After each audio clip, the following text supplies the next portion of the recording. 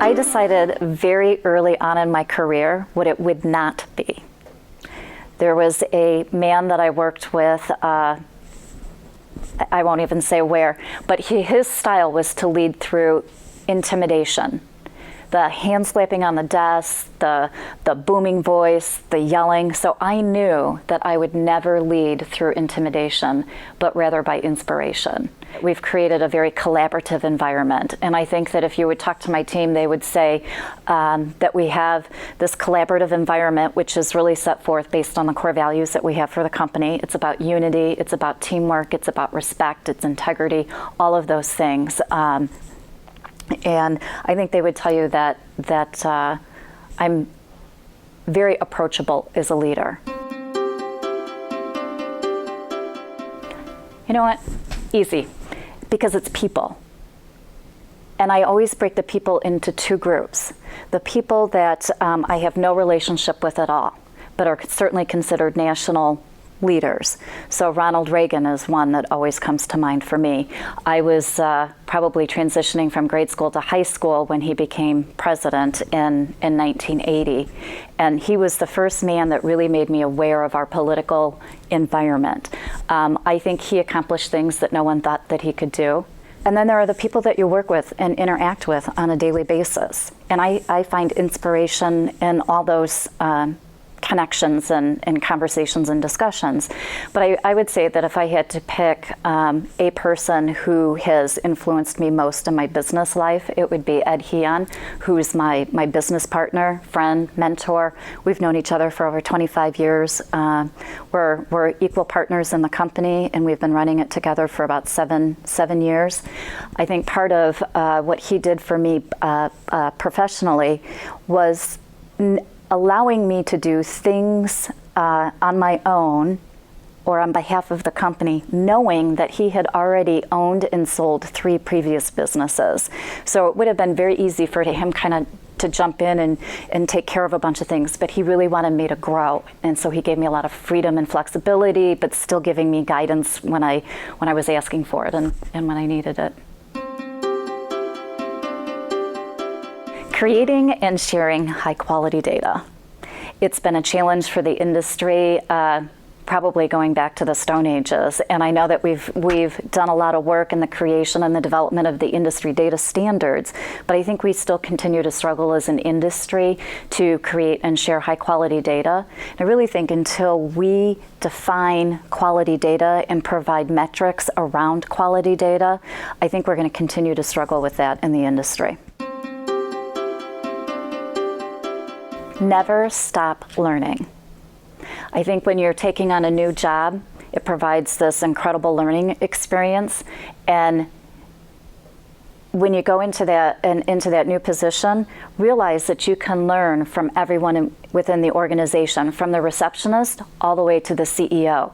So take time to get to know those people, listen to them, learn from them, and then use what you've learned in the process.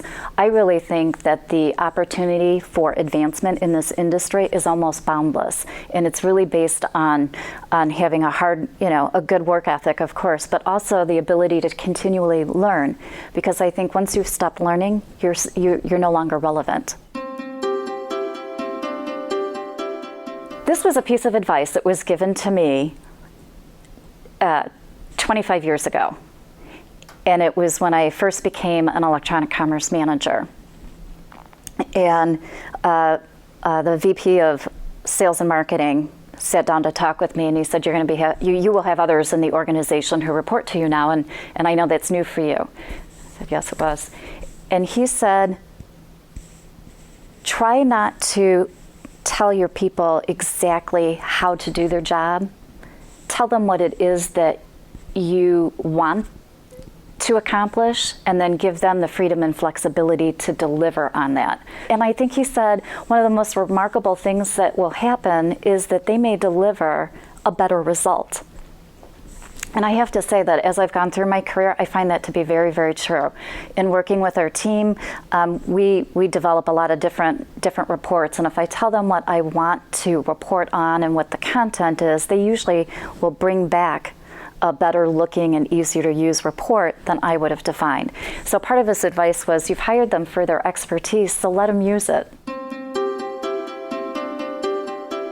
So I would say the advancement of technology is what has changed the most. I mean, the internet was new. Think about how many kids today have just lived their whole lives with the internet. For us, that was a new piece of technology.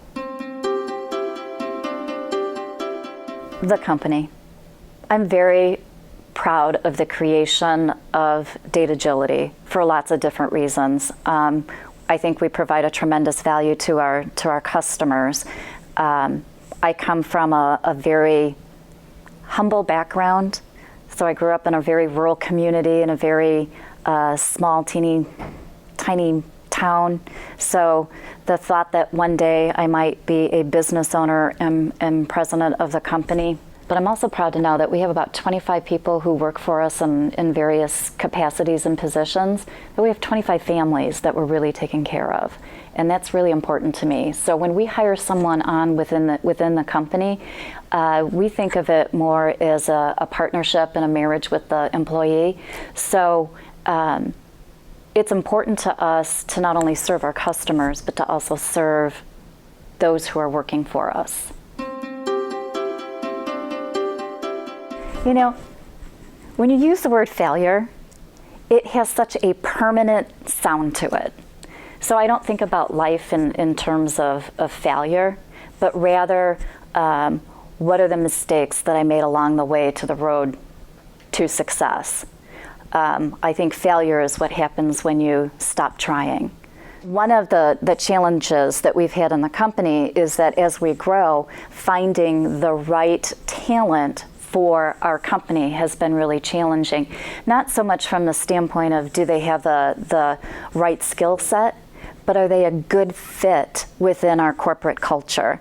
And I can tell you that we've made a couple hiring mistakes where they had great skills and were not a good fit within our team environment. So as a result of that, we created our company core values. Since we have done that, I feel that we've done a much better job of finding the right individuals with the right skill sets to come into the organization. Before I started the company, I did take some time out and I thought perhaps I would want to be a teacher. I have a passion for reading. So I went into the first grade classroom, which is where my daughter, she was in first grade at the time, and became the reading teacher. I loved what I did and I loved the emotional connection with the kids, but what I found that I missed was the complexity of the data and the adult interaction. I think we'll continue to see the industry create innovative products. I think that we have a tradition of doing that. So with all of the going green and alternative energy products, I think that's going to continue. But I think we have to go beyond product innovation. I think innovation has to be done through how we're going to connect with our customers in the future. I think the millennial generation is really going to change how we do business. They've had technology at their fingertips. They like the social media. They're not as much about face-to-face. So I think we're going to have to continually innovate, not just products, but services and how we connect with our customers. And as part of that innovation process, data is going to continue to become more and more important. It's already important in today's environment, but I think it's only going to grow in the information age.